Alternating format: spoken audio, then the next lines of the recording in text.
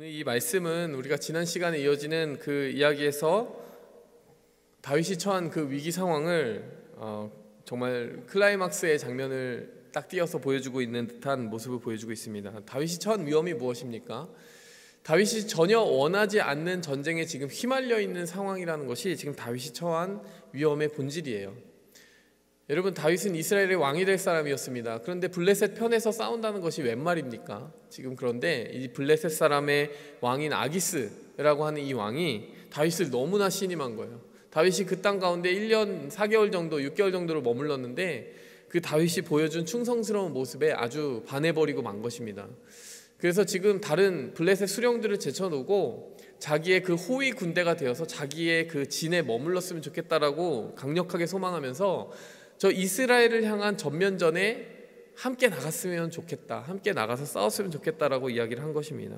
이건 절대 다윗이 원하는 시나리오가 아니었겠죠. 여러분, 이 위험 가운데 다윗이 정말 어떻게 건짐을 받았느냐, 다윗이 어찌 할 수 없는 이 상황 속에서 하나님이 어떻게 역사하셨느냐, 그 이야기를 살펴보는 것이 오늘 이 본문 말씀에서의 주제가 될 것입니다.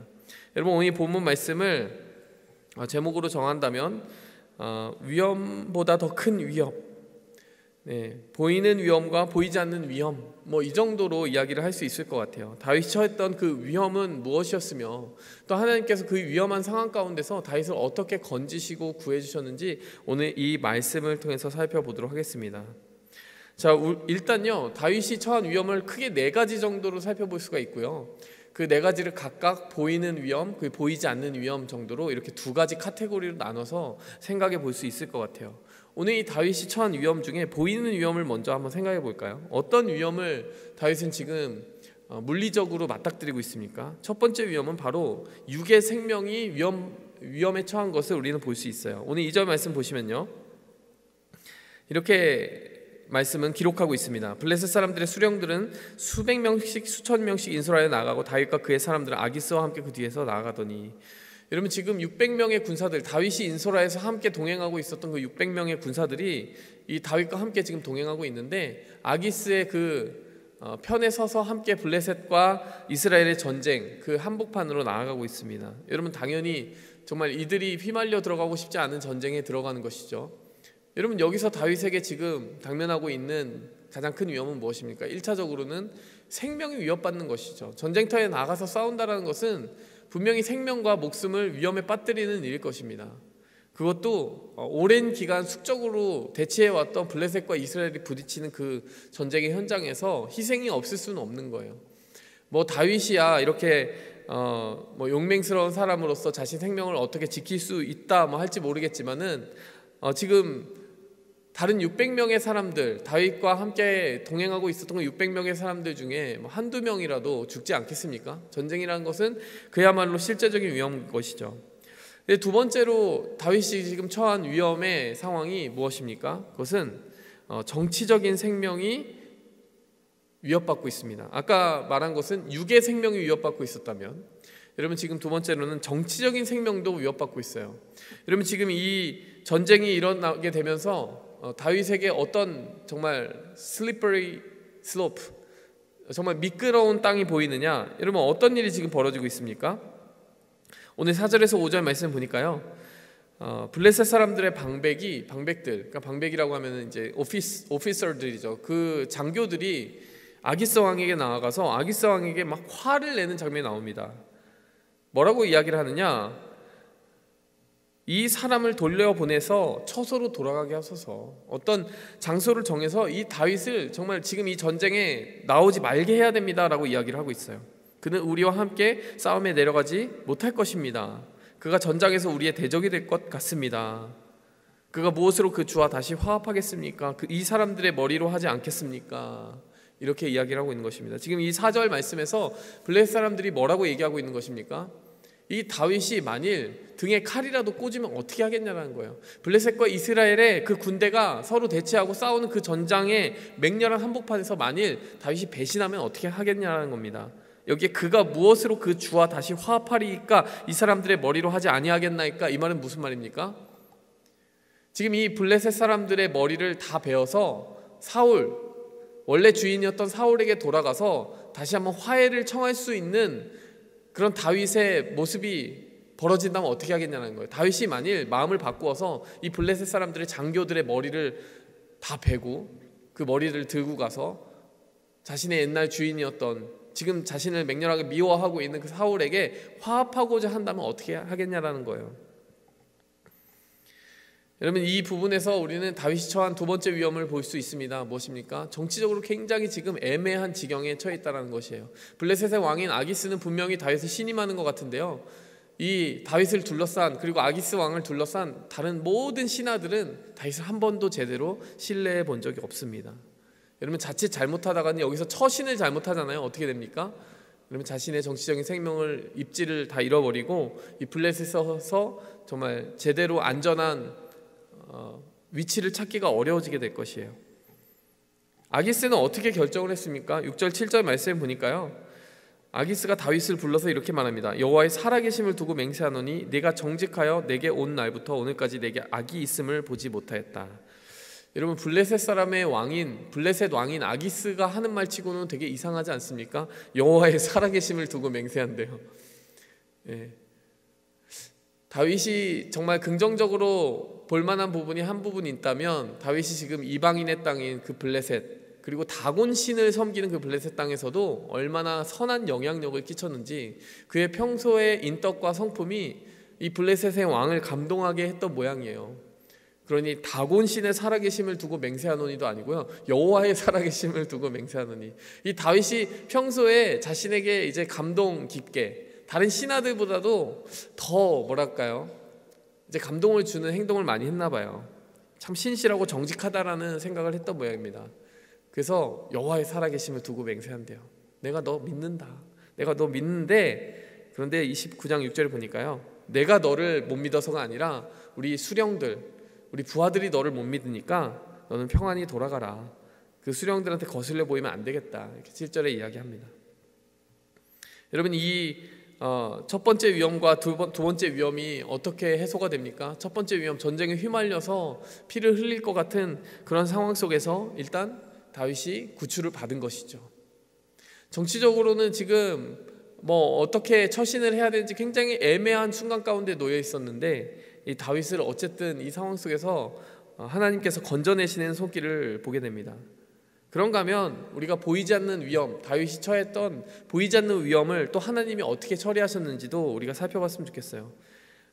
세 번째 위험입니다. 이것은 바로 사명의 생명이 위험을 받고 있었습니다. 사명의 생명이 위험을 받는다. 이게 무슨 말이냐? 8절에서 10절 말씀 보시면, 자, 다윗이 이렇게 말합니다. 아기스에게 이렇게 말합니다. 내가 무엇을 하였나이까? 내가 당신 앞에 오늘까지 있는 동안 당신이 종에게서 무엇을 보셨기에 내가 가서 내 주 왕의 원수와 싸우지 못하게 하시나이까? 여러분, 자, 이 8절 말씀을 보면요, 다윗이 굉장히 억울하다라고 하는 표현을 아기스 왕에게 하고 있어요. 왜 그렇습니까? 바로 전에 아기스 왕이 뭐라고 해요? 나는 널 믿는데 우리 부하들이 너를 못 믿어. 우리 부하들이 많이 불안해하니까 너는 지금 뒤로 빠져 있어라, 이렇게 이야기하잖아요. 넌 평안히 가서 그냥 전쟁에 휘말려 들지 말고 가만히 있기만 해, 이렇게 이야기했는데요, 다윗이 뭐라고 합니까? 도대체 내가 무슨 불의한 모습을 보였기에 내 주 왕의 원수와 싸우지 못하게 하시나이까? 이게 무슨 말이에요? 나는 이스라엘과 싸우고 싶다, 이 얘기예요. 여러분, 근데 이 8절 말씀에 다윗이 하는 이 말이 진심일까요? 전 절대 진심이라고 생각하지 않습니다. 다윗이 얼마나 조마조마하게 지금 메소드 연기를 하고 있는지 몰라요? 가슴을 속으로는 엄청 쓸어내리고 있을 거예요. 이 전쟁에 휘말려 들어갔다는 나의 종족, 나의 백성, 이스라엘 사람들, 유다 백성들을 향해서 칼을 겨누어야 되는데 도저히 수습할 수 없는 상황이 벌어지게 될 것을 다윗은 뻔하게 알고 있었습니다. 그런데 자기가 어떻게 할 수 없는 그 상황 속에서 그 정치적인 소용돌이가 발생을 하고, 하나님께서 그것을 사용해서 아기스 왕에게는 신임을 얻고 있던 그 다윗이 다른 수령들의 견제로 말미암아 이렇게 뒤로 빠지게 했다는 것에 얼마나 다행인 마음을 가지고 있었을까 생각이 듭니다. 다윗은 어떤 위험에 처하고 있었던 것입니까? 여러분, 다윗이 이스라엘 그 나라의 왕이 되어야 될 사명을 가지고 있었음에도 불구하고 이스라엘을 대항하여 싸우는 순간 그 모든 소명과 부르심이 그야말로 그날로 끝장날 만한 위험에 처하여 있었다는 것을 우리는 알게 되는 것이고요. 또 지금 이 8절, 9절, 10절 다윗이 메소드 연기를 하면서 나는 이스라엘과 싸우고 싶었는데 에이 이렇게 말하는 그 순간에도 다윗은 속으로 하나님이 얼마나 기가 막히게 자신에게 기름 부어주신 그 사명을, 이스라엘의 왕이 될 그 사명을 지켜주고 계신지 눈으로 조마조마하게 확인하고 있었을 것입니다. 메소드 연기를 하고 있지만 아기스 왕이 혹시나 갑자기 마음 변해서 그래? 그러면 전쟁 같이 가자 이렇게 할까봐 아마 적정한 선에서 이렇게 연기를 하고 있었을 거예요. 아기스 왕은 9절 말씀 보니까 네가 하나님의 전령같이 선한 것을 내가 안다 이렇게 이야기하면서 새벽에 가서 10절에 그런데 우리 부하들이 널 믿지 않으니까 단지 그것뿐이니까 떠나라 이렇게 이야기를 하는 것이죠. 여러분, 하나님은요 이렇게 신실하게 다윗을 지켜주셨습니다. 여러분, 어떤 위험들에서 지켜주신 거예요? 전쟁에 휘말려 들어갈 만한 위험, 그리고 정치적인 그 소용돌이 속에서 입지를 위협받을 만한 그 위험에서 지켜주시고요. 지금 이 사명, 궁극적으로는 이스라엘의 왕이 되어야 되는 다윗의 사명을 직접 하나님이 지켜주시기 위해서 그 모든 패들을 움직여서 이렇게 다윗을 빼내신 것입니다. 또 한 가지 여러분, 다윗이 모르고 있는 위협이 한 가지 있습니다. 사무엘상 30장 1절에서 3절 한번 보시겠습니다. 자, 이 부분은 오늘 읽진 않았지만 여러분 오늘 29장 다 읽었잖아요. 바로 다음 장에 일어나는 일입니다. 먼저 3절, 1절, 2절, 3절만 먼저 읽어보는 건데요. 자, 보시면 다윗과 그의 사람들이 사흘 만에 시글락에 이른 때, 여러분 시글락은 다윗의 근거지입니다. 블레셋 그 지경 안에 있습니다. 그때 아말렉 사람들이 이미 네겝과 시글락을 침노하였는데 이 시글락이 그 사이에 침략당해 있습니다. 그들이 시글락을 쳐서 불사르고, 자 2절 말씀에 보니까 거기에 늙거나 젊은 여인들을 한 사람도 죽이지 않고 다 사로잡아 끌고 자기 길을 갔다. 여러분 3절에 보니까요 자기의 아내들과 자녀들이 다 사로잡혔다라고 나옵니다. 여기에는 나발의 아내였던 누굽니까? 아비가일도 포함이 되어 있었어요. 그래서 여러분 이 뒷부분에 다음 시간에 그 말씀의 부분을 살펴보겠지만 정말 이스라엘 온 사람들이 펑펑 울면서 도대체 이게 무슨 일이냐 정말 눈물 흘리는 장면이 나옵니다. 여러분, 그런데 여러분 30장 1절에서 3절 말씀, 자, 이 시글락이라고 하는 다윗의 근거지, 그 연약한 부녀자들만 남아있던 그 근거지가 이렇게 약탈당하고 침략당하고 있었다는 사실을 다윗이 알고 있었습니까? 전혀 몰랐어요. 전쟁터 거의 전반까지 가는 동안도 다윗은 전혀 몰랐다는 것이에요. 하나님은 알고 계셨죠. 하나님께서는 그 보이지 않는 위험, 가족의 생명이 위협받는 그 순간을 알고 계셨다는 것이에요. 보이지 않는 위험 두 번째가 바로 그것이에요. 바로 가족의 생명이 지금 지척간에 침략당하고 있고 이제 정말 금세라도 죽을 수 있는 운명 가운데 처해 있었다는 것을 하나님만 알고 계셨다는 것입니다. 앞으로 지켜야 될 사명도 지켜주셨고요. 지금 보이지 않는 곳에서 가족들이 처한 상황에서도 하나님은 급하게 다윗을 건져내심으로 말미암아 그 가족들의 생명을 지켜주셨다는 거예요. 오늘 이 1절에서 3절까지만 보면 가족들이 이제 영영 뺏겨서 다시 돌아오지 못할 것 같지만 다행히 늦지 않았습니다. 다행히 늦지 않았고 그들이 뒤따라 잡아서 그 가족들과 모든 소유물을 다 다시 건져서 가져오는 장면은 우리가 30장 뒷부분에서 보게 될 거예요. 근데 여러분 중요한 포인트는 이것이에요. 다윗은 he didn't see what was coming. 어떤 일이 지금 벌어지고 있는지 도저히 알 수 없었다는 것입니다. 자, 이렇게 네 가지 위험 정도를 우리가 살펴보았습니다. 육의 생명이 위협받았고요, 정치적인 생명이 위협받았고, 가족의 생명이 위협받았고, 사명의 생명이 위협받았습니다. 근데 포인트는 이거예요. 여러분 지금 다윗이 그 모든 일들에 대해서 자기 힘으로 컨트롤할 수 있는 것이 하나라도 있습니까? 하나라도 있습니까? 하나도 없잖아요. 자기가 전쟁에 가고 싶지 않다고 해서 아기스 왕에게 저 전쟁에 가고 싶지 않아요, 이스라엘하고 싸우고 싶지 않아요, 이러면 어떻게 되죠? 금방 오해받죠. 너 지금 충성심이 좀 의심된다 이런 말 듣지 않겠어요? 그러니까 다윗이 스스로 빠져나올 수 없는데 하나님이 그 상황을 어떤 방식으로 해결해 주셨습니까? 그 아기스 왕의 신하들을 통해 해결해 주셨잖아요. 여러분 그런가 하면 가족들의 생명이 위협받고 있다는 것을 다윗이 알고 있었어요? 대처할 수가 없어요. 모르는 걸 어떻게 대처합니까? 근데 하나님께서 또 그 상황을 통해서 이렇게 다윗을 꺼내주심으로 말미암아 보고 있었던 위험, 근데 보고 뻔히 지금 내 눈앞에 다가오고 있음에도 불구하고 대처할 수 없었던 그 위험에서도 건져주시고, 지금 벌어지고 있으나 지금 그 벌어지고 있는 상황을 전혀 파악하지 못했던 위험으로부터도 다 건져주셨다라는 거예요. 여러분, 코로나 바이러스의 그 상황이 좀 생각나지 않습니까? 여러분, 우리의 삶 속에 우리가 통제할 수 있고 우리가 예측할 수 있는 위험만 벌어지는 것이 아니에요. 어떤 경우는 이렇게 눈 뜨고 코 베이듯이 지금 오고 있는데도 옴짝달싹 할 수 없는 상황 속에 끼어서 이 다윗처럼 이걸 어떻게 해야 되나, 도대체 풀을 수가 없다, 이 문제를 도대체 해결할 수가 없다 라고 하는 상황 속에 우리가 그냥 그 상황 속에 그냥 끼어들어가서 꼼짝 못하는 경우도 있다는 것입니다. 여러분, 감사한 것은요, 정말 다윗이 생각할 수 없었던 그 방법을 통해 하나님은 그 타이밍에, 정확하고 절묘한 타이밍에 다윗을 그 위험에서 정확하게 건져내셨다라는 것입니다. 여러분, 이 본문 말씀을 전체적으로 살펴보면서 우리의 삶에 적용해야 되는 신앙의 교훈을 두 가지 정도 한번 정리해 보면요, 여러분, 내 손을 벗어난 일에 대해서 은혜의 셈법으로 살아가는 겸손을 가지시기 바랍니다. 자, 무슨 말이냐? 여러분, 모든 일이 다 내 방법대로, 내 손대로, 내 능력 안에서, 내 예측 범위 안에서 일어난다고 생각하지 말라는 거예요.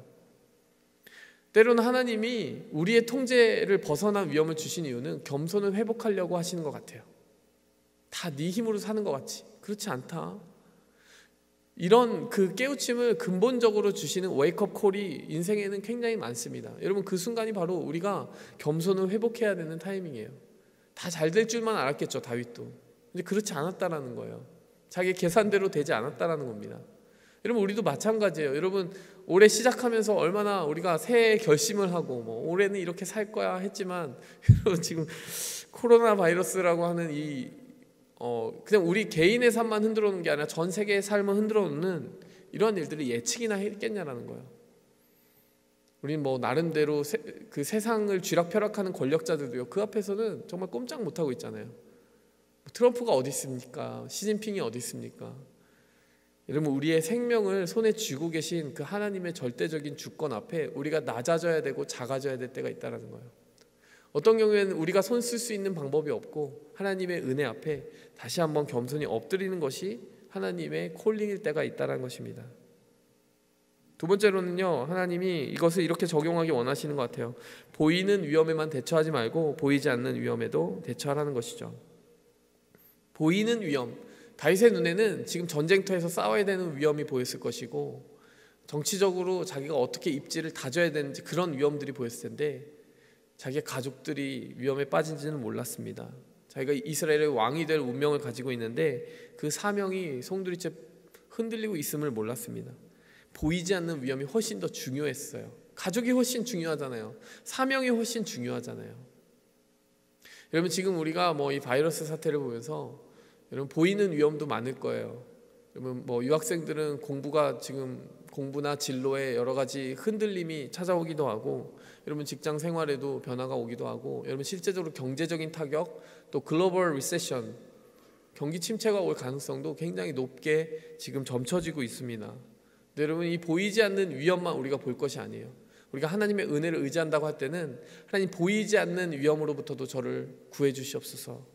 어떤 보이지 않는 위험이 있겠습니까? 그러면 우리가 영적으로도 침체되면 안 된다는 거예요. 여러분, 그것이 어떻게 보면 우리가 지켜야 될 가장 큰, 어떻게 보면 과제인지도 몰라요. 우리가 보이는 건강을 지키는 것도 중요해요.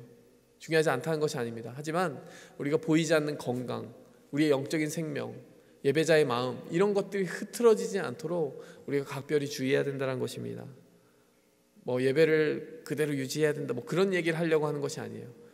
오히려 성경 공부가 하나씩 없어지고 예배를 드리지 못하는 그 상황 속에서 우리가 얼마나 그동안 영적으로 자립하여서 살 수 있는 충분한 성숙을 우리 안에 길러왔는지가 검증받게 될 것입니다.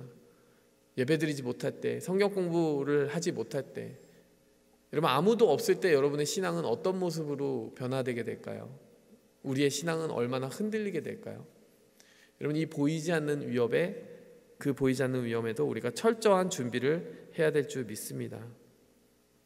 여러분, 이런 생각을 하면서 제가 역사적으로 교회 가운데 이 전염병이나 이런 위험이 없었는가라고 하는 것을 역사적인 문헌을 통해서 이야기하는 한 분을 보았습니다. 한 분의 글을 보았는데, 한국의 이 장로교 신학대학원의 장신대 역사신학자인 박경수 교수님이라는 분이 최근에 그에 관해서 글을 쓰셨더라고요. 여러분, 개신교가 뭡니까? 개혁신학교회입니다.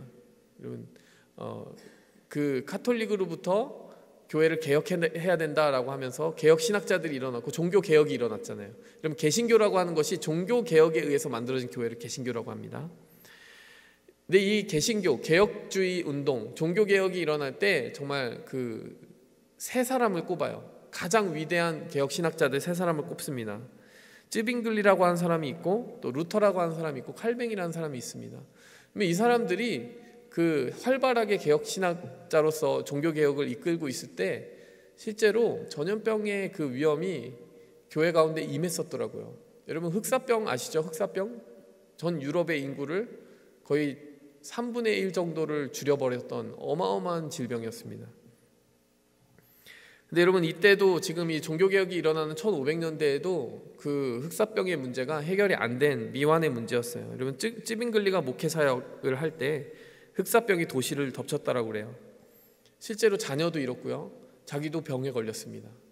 여러분, 찌빙글리가 헌신적으로 자신의 그 성도들을 돌보고 또 그 자리를 지키는 그런 모습을 통해서 하나님의 일들을 감당했다라고 그래요. 한 2달 정도를 끔찍한 그 흑사병의 고통에 자기가 직접 노출되면서 그 병을 앓았다라고 합니다. 이 쯔빙글리도 그렇게 사역을 했고요. 여러분, 루터 같은 경우에는 어떻게 사역을 했느냐? 루터는 이런 글을 만들었습니다. 치명적인 흑사병으로부터 도망칠 수 있는 것인가? 라고 하는 팜플렛을 출판했어요. 이게 무슨 말이냐? 여러분, 루터 역시 흑사병의 고통에 노출되어 있는 성도들을 돕기 위해서 그 자리를 피하지 않고 열심히 도왔습니다.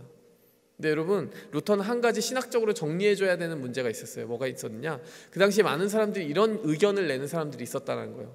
이 흑사병이 하나님의 심판이면 우리가 그냥 그 흑사병에 대항할 것이 아니라 우리가 겸손히 그 자리에 머물러야 되지 않냐? 뭐 이런 주장을 한 사람들이 있었나 봐요. 루터가 이렇게 정리를 해줍니다. 집에 불이 났을 때 하나님의 심판이라면 가만히 있어야 되는가? 물이 빠졌을 때 수영하지 말고 하나님의 심판이라면 익사해야 되는가? 다리가 부러졌을 때 의사의 도움을 받지 말고 이건 하나님의 심판이야, 저절로 나을 때까지 참고 버텨야 돼 라고 해야 되는가? 그렇다면 배고프고 목마를 때 왜 당신은 먹고 마시는가? 이제 우리는 우리를 악에서 구해 주소서라는 주기도문을 암송해서는 안 되는 것인가? 만일 누군가가 불이나 물이나 고통 가운데 있을 때 나는 기꺼이 뛰어들어 그를 구할 것이다. 루터가 하는 그 말은 무슨 말입니까? 여러분, 하나님의 심판이라고 하면서 그 상황을 다 받아들여야 된다, 우리는 여기에 머물러야 된다, 이렇게 생각하지 않았다라는 거예요. 병이 있으면 병에 대항하여 싸우고 그 병에 대항하여 싸우기 위한 적절한 조치를 취하는 것이 사실 하나님의 방법이라는 거예요. 오히려 그 자리에 머무는 것, 아예 무기력하게 병에 대항하지 않고 그 자리에 그냥 머물러서 전염병의 창궐을 그냥 지켜보는 것이 하나님의 시험하는 것이라고 루터는 말했습니다. 뭐라고 말했느냐? 루터는 이렇게 이야기합니다. 약을 먹어라, 집과 마당과 거리를 소독해라, 사람과 장소를 피하라. 여러분, 그냥 지극히 상식적인 공중보건에 대해서 이야기한 거예요. 너무 영적인 의미를 거기다 부여하면서 하나님은 무슨 뜻이 있을까? 예배를 멈추는 것은 과연 맞는 것일까? 이런 그런 영적인 사치를 부리지 않았다는 것입니다. 여러분, 어쩌면요, 여러분, 우리가 짧은 시일 안에 교회의 공예배가 취소되는 걸 실제로 보게 될 거예요. 그때 여러분, 여러 신학적인 고민이 일어날 수 있습니다. 신앙적인 고민이 일어날 수 있습니다. 이 젊은 세대들은 많이 고민하지 않을 수 있는데, 이렇게 예배를 멈추는 것이 믿음의 자세냐, 이런 해석으로부터 여러 가지 고민과 좀 마음의 어두움이 찾아올 수도 있습니다. 근데 여러분, 생각하시기 바래요. 여러분, 우리가 건강을 지키는 것, 서로를 안전한 상황 속에 머물게 하는 것이 하나님의 방법이에요. 근데 중요한 것은 무엇입니까? 내가 그 상황 속에서 패닉에 빠지지 않는 거죠. 두려움에 빠지지 않고 내가 해야 될 몫을, 그리고 내가 머물러야 되는 자리를 개인적인 신념과 믿음과 신앙을 가지고 지켜내는 것입니다. 루터는 어떻게 했느냐? 다른 사람들을 떠나도 되지만 나는 개인적으로 떠나지 않겠다. 나는 자리를 지키고 나는 이 성도들을 돕고 그들의 공중보건과 안전을 위해서 내가 섬기고 진도 지휘하겠다, 선두에 서겠다, 이렇게 이야기를 했습니다. 뭐 칼뱅도 마찬가지였어요. 칼빈이라는 사람도 자원에서 오히려 흑사병이 격렬한 기세로 몰아칠 때 그 도시를 떠나지 않고 병자들을 돕는 일에 칼빈이라는 신학자도 앞섰다라고 해요. 많은 사람들이 만류했지만 칼빈은 그것이 개인적인 선택이었던 것입니다. 그러나 여러분, 여기엔 긴장이 있다는 것을 아셔야 돼요. 우리 모두가 따라야 될 그 모습이 아니라 우리는 상식적으로 이 전염병의 그 창궐을 막기 위한 모든 조치를 상식적으로 따르는 가운데 우리가 그 가운데 신앙이라고 하는 그 뿌리가 흔들리지 않도록 선택해왔던 이 사람들의 그 긴장감 있는 선택들, 그것들을 함께 보아야 된다는 것입니다. 지극히 상식적인 복원에 대해서 이야기했던 그와 동시에 또 신앙의 뿌리, 내가 그 위기 가운데서도 그리스도인답게 헌신하고 실천하기 위해 고민했던 이 신학자들, 우리의 신앙의 선배들의 모습을 보면서 무언가는 배워야 된다는 것이죠. 여러분, 우리가 앞으로 이 코로나 시국이 점점 더 미국에서 더 심화될 것 같아요. 도널드 트럼프 대통령이 오늘 3시에 국가 비상사태를 선언한 걸 알고 계시죠?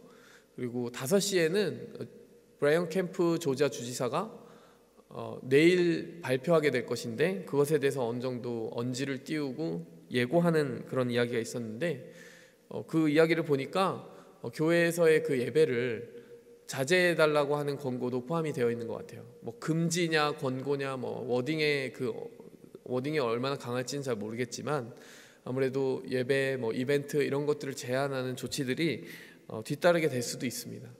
여러분, 이 상황 속에서 여러분 교만하지 말고 깨어 있으며 그 보이는 위험을 축소시키지 말고 정말 이 보이는 위험에 대해서 최선을 다해서 우리 지혜를 모으고 질서 있게 반응했으면 좋겠어요. 더 나아가서 공포에 빠지지 말고 여러분, 그 보이는 위험보다 또 보이지 않는 위험도 있어요. 여러분의 영적인 건강과 생명을 지켜야 된다는 그것도 중요한 여러분의 사명임을 기억하시기 바랍니다. 어떤 목사님이 이런 얘기 하시는데 공감이 많이 됐습니다. 어떤 이야기를 하시냐, 우리는 치사율 3%, 뭐 어떤 곳에서는 지금 10% 가까이 나타나는데 이탈리아 같은 데서는 뭐 치사율 3, 4%만 돼도 정말 어마어마한 공포에 정말 눌리는데 정말 확산성 100%, 치사율 100%의 질병에 대해서는 별로 두려워하지 않는 것 같다. 뭐 이런 말씀을 하시는 목사님 계셨어요. 여러분, 치사율 전염성 100%인 질병이 있다는 거 아십니까? 뭐죠, 여러분? 죄입니다, 죄. 죄라는 질병, 하나님과 우리 사이를 갈라놓는 그 죄는 반드시 우리를 죽입니다. 그만큼 중요하다는 것을 우리가 인식하지 못하고 있을 뿐이죠. 여러분, 이 시국에 우리가 보이는 위험, 보이지 않는 위험, 육적인 위험, 영적인 위험으로부터 우리 스스로 잘 깨어있기 위해 결단하고, 또 여러분 예배에 참석하지 못하는 분들, 방송으로 예배 드리는 분들도 있을 텐데 여러분 개인적인 예배 공간, 기도의 시간들을 잘 지키시기 바랍니다. 이 시간을 지혜롭게 하나님께 기도하면서 헤쳐나가기 원합니다. 함께 기도하겠습니다.